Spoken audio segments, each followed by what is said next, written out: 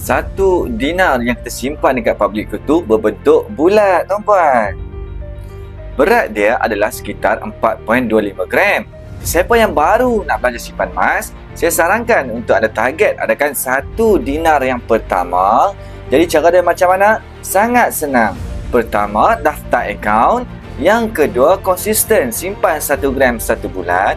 Bila dah cukup 5 gram, arahkan sistem untuk keluarkan bentuk fizikal 4.25 gram dalam bentuk 1 dinar. Sistem akan tolaklah daripada 5 gram tu 4.25 gram. Jadi terus ulang cara yang sama. Semoga tuan-puan konsisten simpan emas setiap bulan.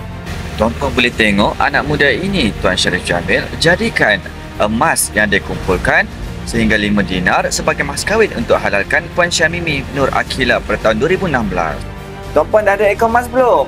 Sign up sekarang ataupun rujuk pin video saya. 5 langkah mudah daftar akaun dengan Public Gold. Terima kasih.